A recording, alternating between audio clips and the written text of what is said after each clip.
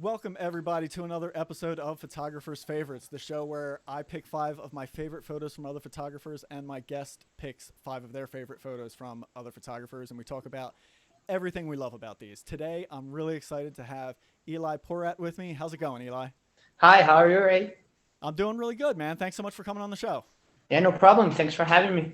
Yeah, definitely. Eli, how's photography been lately? What have you been up to? Well, yesterday I'm actually in Central Maryland, and yesterday was rainy. It just rained from the morning till the night, so nothing to shoot. But actually, this past weekend I went to a new place and actually saw a yellow-throated warbler, which was pretty awesome because they're really great birds. Yeah, they really are, aren't they? And did you happen to notice one of the things that stands out to me, especially every time, I feel like every time I see them in the beginning of each season, how long their beak is, like their bill, compared to other warblers. Do you happen to notice Yep, that? yep, definitely. Yeah, I, it's I I really didn't cool. think it was a warbler when I saw it. I was like, no way, that's like a creeper or something like that. Exactly. Yeah, they very much have a creeper shape. Yeah, Hmm. definitely. Yeah, but they're much prettier than a creeper, that's for sure. Yeah, cool. Eli, how long have you been shooting? Well, I started in about August of last year, so just a little more over a Nice. year.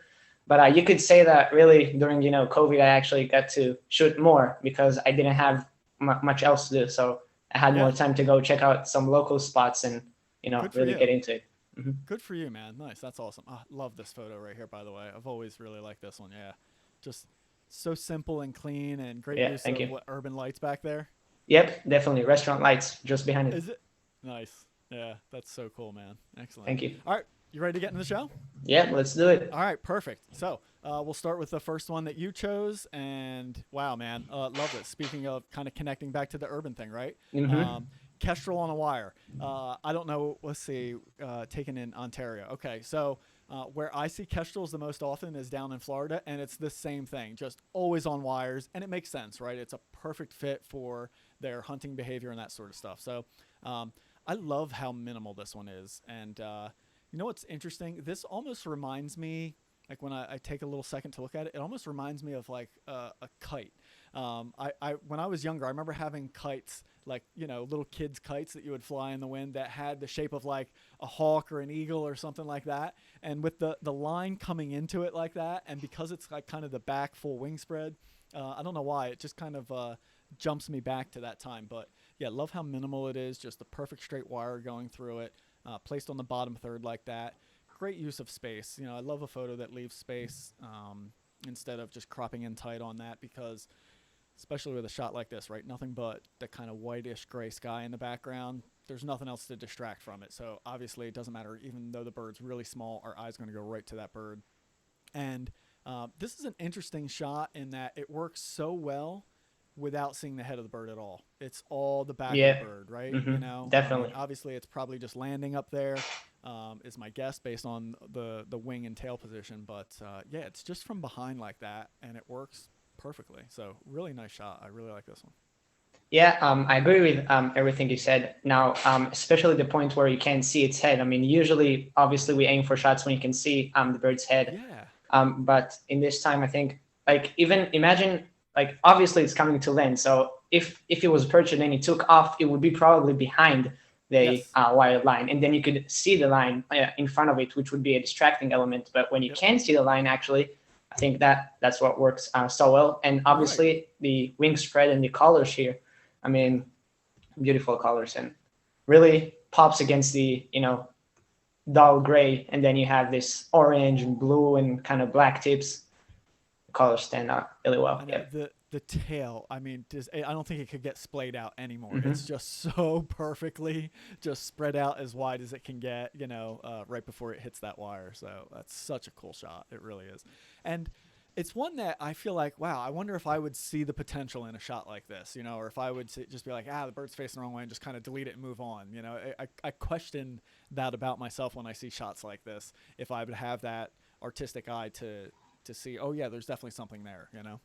And the conditions have to be pretty good too, because like, I mean, probably like just a blank blue sky wouldn't really work in this case. But Yep. this kind of gray makes the bird pop against it. So It does. It really yeah, makes those colors stand out. Exactly. yeah. Hmm. Exactly. Yeah. All right, cool. Nice start, man. Here we go. Yeah. Here's our second one. Okay. Oh, wow. Yeah. So you know how usually like you want to have symmetry, like if the bird in front would be facing the same direction the other birds would. So we say, oh, that would be pretty good. But I think actually this is better when the bird in front is actually facing away. I think it just makes this space between the two birds so unique. You kind of look, you kind of think, oh, I wonder like what was happening. Like, was there an argument or something like this? And yeah, and I like how the orange beaks really stand out because the bird is kind of dark, and then there's bright orange like right on top next to the eye, which is also pretty interesting. And yeah, the kind of symmetry, but the kind of not perfect symmetry works so well in this case, in my opinion. Yeah, definitely. I mean, they're such comical looking birds to begin with. Every time I see a photo of one of these birds, they almost just kind of make you laugh. Just a single portrait of one. But yeah, the three of them like that, it really does exactly what you said, right? It seems like there was like almost an argument between them. And these two are standing back there like, hey, what's the problem? And this one's kind of looking off in that direction. So yeah, there's such a fun, emotional story that you can kind of add to this photo. And I just really like the depth of three of them. I think it would work with two, but even having that third back there just makes it even better. And I mean, I'm sure you've worked with multiple birds before. I struggle horribly with multiple birds, right? With one bird in there, it's easy to kind of, all right, this is how I should compose it and blah, blah, blah. But as soon as there's multiple birds, it is such a struggle to figure out how do I place these birds in there and then to get them to all line up and not intersect in a bad way. I mean, each one is just slightly overlapping, but we can see the colorful beak on each one. Like it just laid out so nicely. And so that's such an achievement for this photographer. Yeah, so when you have one bird, all you think about is this bird that you're shooting right now, and then Yeah. suddenly when another bird comes into the frame, you start thinking, how do I compose both birds, or like how do the birds how are they gonna interact, Yeah. with each other, and then you start thinking, and then there's so many more options, and yeah, it becomes and with a thousand things more that you have to think about while you're Yeah. taking a shot, and then Exactly. you have another bird. And also the crest looks kind of cool. I just noticed now, but it's like kind of funky, and Oh, yeah. and it points in the same direction as the bird, which is also pretty nice. It is. Yeah. Yeah, you're right. Every one of them kind of curve over that way. And yeah, it's a wicked hairdo for sure. Yeah, I like it. It's really Yeah. nice. This is a beautiful one, man. So appropriate for this species, the Protonatory warbler in the swamp like that. Just darker, not much color there, but just the indication of spring with these little tiny green pops back there. But they're out of focus enough and subtle enough that they're not pulling from the bird. I love how Kelly just left so much space here again. Just really beautiful composition, showing off all of that swampy habitat. The darker at the bottom kind of just leads you up to this brighter section, so it really zeroes you in here. And then the curve of the perch coming through is so great, and it's cool. There's actually, there's another intersecting perch right there, but it's again out of focus enough, not distracting, not pulling away. And in fact, it makes kind of a nice X right here, right above where the bird is perched there like that, and um, a really good fit for a pretty close to centered composition. It really works in this case because of all these framing elements that we have in here. The nice curve over here, the curve over here. And that's the other thing, right? Every one of these perches, even including these trees in the back and everything, just almost have like a curve to them. There's no real hard, straight, angular lines or anything like that. So everything's got a nice soft curve, including the bird just kind of, peeking up like that. So yeah, just a gorgeous shot. And these birds, seeing them in the swamp like that, they really do.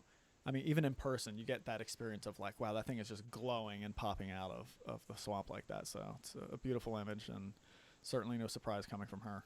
Yeah, yeah, I agree with what you said. I really like how the foreground actually blur kind of matches the composition. Because if there wasn't the curve in the foreground and it would be just slightly more to the right, then you would start like covering part of the bird, and then it wouldn't work Yeah. so well.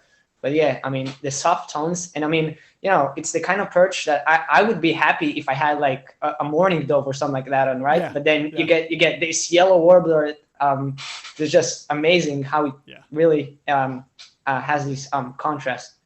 And Yeah, it really does. Have you been lucky enough to see this species yet? no, not yet, but I'm definitely gonna try for it Yeah. this season. Yeah, I was gonna say you're in a good area for them. Yep.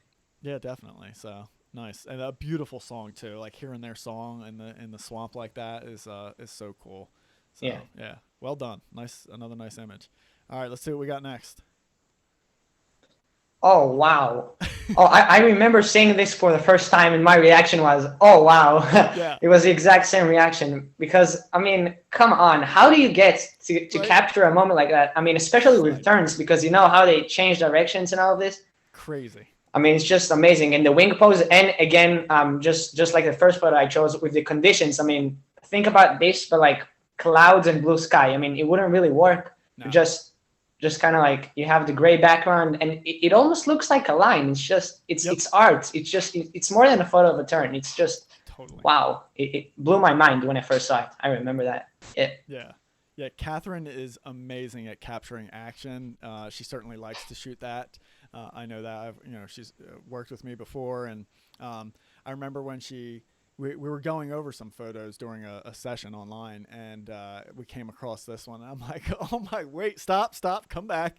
And she was like, oh, I'm not sure. She was just like, she wasn't sure there was something there to it. I'm like, oh, there definitely is. Like I think she knew, but just wasn't positive. Is there something to it? And I was like, oh yeah, you gotta edit this up and share it. And yeah, just that exactly what you said. The curve of that line, it really just does make this whole image so minimalist and artistic. It's just a piece of art, like you said. It's not just a bird photo anymore. It's far from a bird portrait. It's just it's got so much graphical elements to it with the black and white, and then even the black eye lines coming in head on like that. If that bird had turned its head one way or the other, I don't think it would have the same impact as it does with this absolute head-on view coming right at you like that. And again, another species that if you've ever been able to spend time with, you kind of know that this, I wouldn't be surprised if this bird was coming in like getting ready to bomb her, going right after Probably, her, because yeah. they're very territorial. If you kind of walk too near a nest or anything like that, they'll kind of let you know, and you kind of just either back off or lay down, and then they calm right down. But it just kind of indicates that while they're the smallest tern species, they are one of the more aggressive ones. That's for sure. Yeah. So yeah, actually, now I remember when I first saw it, and now people who are watching the show and haven't seen it yet, you're trying to figure out kind of like what's going on, like you would expect the wings to be like horizontal, like kind of like this, but then you see the line and you're like, oh no way, like that's the wings, and just to take the shot, like the exact moment, it's so hard. I mean, it's so difficult. I mean, I really don't know how she did it. Well, and yeah, I mean, exactly, right? So that bird was banking so hard because of the position of those wings, which means it was moving. I mean, they're never slow to begin with. The only time I've had any luck is when they're coming into land into a strong headwind that slows them down. So yeah, just the fact that she got this thing when it's in a crazy position like that, yeah, it's just, I love it. I really do. Yeah, it's such a fun shot. Amazing. Yeah. Dude, when I first saw this, I'm like, another one, right? Takes you a second to figure it out. And then I realized, I think Capercaillie, yeah. The eye, and then the little red line over the eye. And then I love that the tail feathers are kind of splayed out and out of focus back there. And that just completes this shot, This off to the side and not seeing the bird in the background, totally different vibe. I think still maybe a cool shot, but like just having the bird be its own background, like that's an impressive shot, That's so cool. Very, very unique. Unbelievably creative composition. It's a photo that I love photos like this that make you pause to take a minute to figure out what's going on. And then when you realize it, you're like, oh yeah, now I get it. It all comes together. You can see, like, I know the beak is up in the air. I could even picture the rest of the shot, right? That, especially if it's a cold morning, you see the breath coming out as they're calling, because I've seen that shot dozens of times of this species, so you can tell like the moment that was happening there. And now that I really kind of dig my eye in, I feel like that's probably the nictitating membrane closed, right? That's giving it that blue kind of sheen to it instead of Yeah, seeing it could into the be. eye. Yeah. So Um, cool. hmm So I just read in the caption that she actually said she used a macro lens for Yeah, that, I see which that. kind of gives you the idea how close the bird Right. was. And what I really I agree with what you said. I really like how the white dots kind of faint. You know, it starts really strong around the eye, and then it gets kind of, it kind of fades away as you get down to the bottom of the frame. Yeah. Um, and again, to have the bird as the actual background, I mean, that's not Yeah. something you get every day. So I mean, it's again one of those photos where when you first see it, you try to figure out kind of what's going on. And I wonder if she actually planned it, or when the bird just got close, she just got lucky. And I mean, I assume she planned it, seeing from her other shots and how compositionally brilliant it is. But I wonder, because sometimes you just get lucky, and you have Sure. the exact moment and everything. Yeah, I'm gonna guess it was more planned, like you said, just because she had a macro lens photographing birds. Like, who most people wouldn't even have that, right? You wouldn't even bring Yeah. that when you're going to photograph birds. So, probably having some experience with the birds, knowing that they will come close like that. Again, reading the caption, you can read about how it's. She said it's usually more difficult to keep a distance than getting the birds to come close. I guess that's just their behavior, which is funny, which kind of goes in with grouse species. They all seem to kind of have that Mhm. about them, but. Yeah. Yeah, Um, so darn I stinking cool. actually had one when I was in Colorado. I had a dusky grouse coming very close to me, and I was just amazed. It came so close, and Yeah, the feathers are really beautiful. I mean, it's not a plain bird. Like when you look at it from up close, it's really amazing. it is. Yeah, you're right. All those grouse species, you look at them far away and you're like, oh, it's just like a brownish or grayish kind of thing, and it blends in really good. But yeah, when you get close, you're like, wow, the detail on these things is incredible. You're right. Yeah. Um, yeah, and again, I want to touch on how much I love photos that cause you to stop and try to understand what's going on there, because so many photos, especially my own, right, it's obvious what it is right off the bat. Like, here's the portrait of the bird, and maybe you try and figure out, oh, that's a cool background, how they do that, or oh, different lighting, how they do that. But a shot like this where it's so completely different that you're kind of like, oh, what am I even looking at here? Oh, okay, now I see it's a bird, and it like takes you a second to even understand that it's a bird you're looking at, and then those pieces start to kind of build in your brain to understand what you're looking at, and man, I absolutely love that, because it's with how many images we see every day, it's so hard to do something Yeah. like that. So hmm yeah, kudos to the photographer on It's that. yeah, really amazing. Yeah, nice choice, man. Oh wow. Yeah. Well, let me just say that I found out about this guy just a few weeks ago, just very recently, and I Oh, just really? took some time to look through his gallery. When sometimes you find, like, you see one picture and then you're like, I wonder what other photos they have, and then you see Yeah. their gallery and you're mind blown. I Yeah. mean, I love how it's kind of. I mean, I think you could tell the sun is pretty much on the right side, and Yep. the animal is kind of facing away from the sun, which Yeah. is pretty cool. It's pretty cool. I mean, and Yep. and I don't know what's behind it. Is this like a It's the building? the Solar Innovation Center, which is actually kind of really symbolic. That it's kind of like a building, but it's kind of tied to conservation, and as he said here, a very important symbol of conservation and sustainability. Such a neat tie-in. Yeah, it almost looked natural. I mean, in such landscape, I could almost believe it Yeah. was actually natural. But I mean, yeah, I mean, I like how it kind of it stands taller than the animal, but the first thing you see is actually the animal, because it's a bit darker than Yes. the building behind it. Yep. And the mountain backdrop in the background, it's barely visible, but it's just enough. The animal is right between them. So wow, really Yeah. neat. Just incredible habitat, isn't it? hmm Yeah, it really is, and the depth that you get on with something like that. Um, on the east coast of the U.S. here, it's something I see in photos of, like, you see photos of like the Great Smoky Mountains and stuff like that, where somebody's up on and you get that kind of layered mountainous look to it. And I'm always like envious of seeing images like any kind of habitat that shows that, because where I live in New Jersey, it doesn't really exist. Even North Jersey, where there's kind of mountains, it's just there's I don't. I'm sure it does exist, but it's rare to see that kind of habitat that shows that. hmm And to be able to have the animal, I mean, the animal's small in the frame, and I know that they're a larger animal, but it's still, it's pretty large in compared to that landscape. So it's not like a speck in the frame with this huge landscape, but it still managed to have those layers to it. And then, I mean, perfect placement in the habitat that it's directly standing in, with the curve dipping right there, this curve line coming right into there, framed in with the mountains in the background, this anchoring the right side of it, like just so many cool lines, just framing everything in there perfectly. And then, yeah, the glow of the sun coming in on that side. It's just, yeah, just a beautiful image. It just makes you feel like, God, this is probably like a warm, peaceful day to just sit there and take in the sunset, you know? Yeah, I know. And just about what you said, I mean, about the placement, because imagine if it was like just a few yards to the right. I mean, it would be covering the building, and then it would be like, oh, I gotta trash this. That's probably what I would say. I mean, maybe he could do a different take on it, but it's really perfectly placed.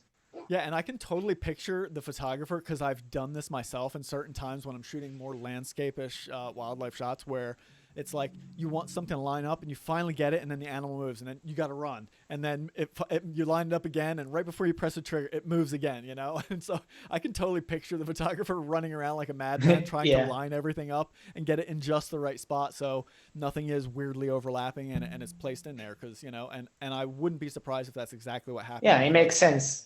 Compositions like this don't just happen, you know? You work for them. Yeah, and in this type of landscape, you know, usually, let's say like in the mountains, you have like trees or just places you can go. But if there's just sand everywhere, I mean, it's it's pretty easy to compose. Yeah, it sure is. Let's go back to something a little urban. Nice, very cool. Isn't it amazing where these birds can exist? You know, that's such a cool story of this photo. You know, obviously just a very man-made thing. What's it? Yeah, sitting on the bridge here.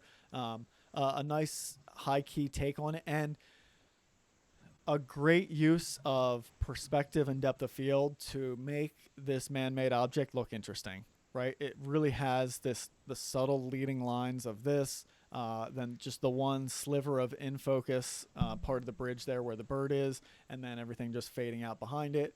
The lighter concrete with the bright sun. You know, again, the best possible angle probably to shoot this. To let everything else kind of wash out. You know, it's basically kind of overhead and backlit, but we still see plenty of detail on the bird because it's a really light concrete. You know, it's getting a ton of reflection off of that. That's just filling in the light, so we get to see plenty of detail on this side. It's not just going full shadow, kind of silhouette. And you can see that it's probably, I haven't read the full caption, but it looks like it's feeding. Like that's whenever I see, spend time with warblers and pine warblers, just there's something about that pose that just screams out to me like it's actively like looking at and foraging for insects. And then when I read the caption, it says, on the bridge grabbing the bug. So yeah, that's exactly what it was doing. So it's kind of neat that when you spend enough time with some of these birds, you can kind of pick up on just these body positions like, oh, this bird's feeding now, this bird's doing this and that sort of thing. So, and a great placement of it on the right, just like with all this, kind of negative space there, filling it in just nicely on the left. Yeah. So yeah, I agree with what you said. I actually the one I was talking about, I had a recent experience with the yellow-throated warbler. It was actually feeding off a deck or like a similar to a bridge kind of. Oh, cool. And it makes me wonder like how, because I wonder because they migrate. So do they also stick to man-made objects even in South America, or, are they in forests there? Or it really makes me wonder. Also, I like kind of how right behind the bird, there's a curve toward the right side, which kind of makes it look circular almost, like a well or a pit or something like this. Also, it looks like it was taken in the middle of the day, harsh light, and I'll probably trash this because I hate harsh light. But knowing how to use it for something like this, which is really unique and different, and I mean, it works very well in harsh light. Yeah. So. Yep. Yeah, it's very difficult to make those, really harsh light images work, but, a creative photographer and a persistent photographer can spend the time out there and really make something work. And this is certainly one of those examples. I agree. Oh, Nicholas, he is just insane. He's just insane. One of my favorite, and he's also pretty young. He's one of my favorite young photographers. Yeah. And I mean, come on, like, you go underwater, and obviously you know you're gonna have to get something amazing. But look, the head right between the feet, Right. and I mean the kind of blues. That's like you only get this with really clear water, and Yeah. you can see the rocks to the left, and it's kind of checking you out. So it's a mute swan, I assume. Yeah, Yes. it's a mute swan, and it's obviously had to get pretty close because this looks like a wide angle lens, yeah. and it's really awesome that you even think about this, and then Yeah. there's the thinking process, and then there's the actual results, which can be very different from what you think about. But this looks like exactly what I would expect, and he couldn't have done better.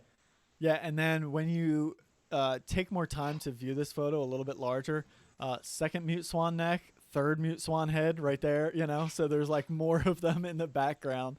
And yeah, it's totally one of those shots where I'm like, oh, I'd love to go try this. And then I think about everywhere mute swans exist here. I'm like, oh, you would never see anywhere in the water because it's disgusting. And it's exactly. So dirty. You wouldn't see an inch.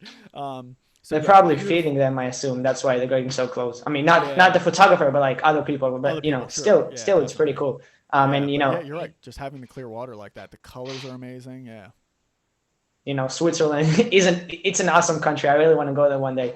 But yeah, I mean, clear water is just everything here because we have them here pretty close to me. I mean, I could go try something like this, and it's gonna be entirely different, not even close to this. Yeah. Yeah, definitely. Love the subtle reflection you get in the surface of the water. So that underneath reflection of the bird's head, I think, is really cool.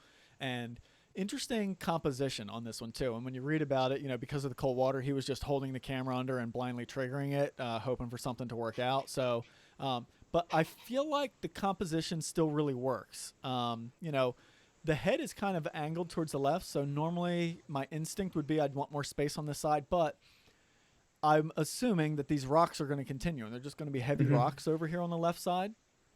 So I much prefer this just open, deeper blue water that he has on that side. And so it just feels right. And even though the bird's head is angled that way, you can still see based on the feet and the body in here, the body is angled kind of to the right. So the bird's still kind of maybe moving in that direction. So I don't know, something about it. It feels right, even though it kind of goes against my personal normal instincts to compose it maybe with more space on the left. But this one feels correct, even though it's not that way. Yeah, and the light is coming in pretty good, like in the right side. I mean, if you'd continue toward the left, I feel like it would be a lot darker. It gets more muted, you're right. Yeah. Mm-hmm. And I like the space that the light leaves. I mean, underwater light is really cool to work with. I've never worked with underwater photography before, but I really like to when I can afford. Just one more thing to struggle with. Yep. Oh, this is cool. This is very cool. Nice. So neat with the what are they? Scoters. Yeah, just scoters flying in there. Great leading lines here. I love the brown warm tones and then the cool blue back there. So it's just a great color combination compositionally right on that bottom left third corner. Birds looking right back into the frame. And yeah, so much more of an interesting story with all these other ducks. And it looks like, hundreds more back here in the water just floating out there. And up in New England beaches. That's really, really cool like that. And such a cool stormy vibe to it, It's just got that, like, I don't know, dusk kind of just cloudy, dark vibe to it. And that feels right for the image, And I also, one time ever, I've had an experience where I was on a jetty with probably hundreds or thousands of black scoter flying around. And their calls that were just kind of carrying on the wind that morning was just so beautiful but eerie, and it's such a beautiful sounding call. And when you hear hundreds of them calling all around you out there, the sound was just incredible. It's something, I mean, it happened to me years ago, and it's something I'll probably never forget. So to me, when I see all those scoters like that, it just immediately snaps me right back to that experience I had of a similar time of just that many birds around it and what it was like to experience that. So it's really neat when someone else's photo can transport you like that. Yeah, isn't it amazing to be just you and nature, and then you can feel like it's so powerful, and you're just so alone and small against this something vast, Yeah. really. Um, this photo is honestly one of my absolutely favorites. This past year when I saw it, I put my phone down and I was like, yeah, I'm gonna quit photography. So some of the photos make you do that. Yeah. But it's also very dramatic, which is kind of Yes. contrast because it looks like something that would be pretty dull, but then like with the scoters in the back. I mean, I could imagine I could imagine the photo without the scoters, but with them it makes it so much more dramatic. And I'm sure you've photographed snowy owls before, and you don't get them perched like this very often. I mean, No. or in perfect light, or the curve in the foreground is really awesome, Yeah. and the little rocks on the right side are also Yep. contributing to that.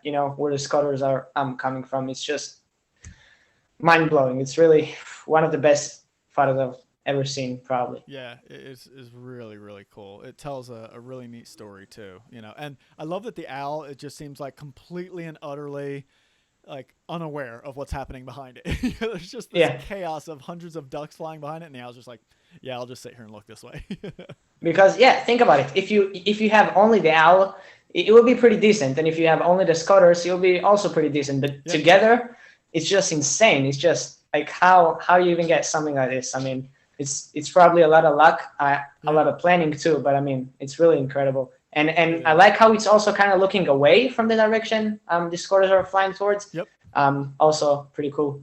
Yeah, definitely. No, that is a good point. That is a nice little touch like that. Yeah, it's a fun photo to look at for sure.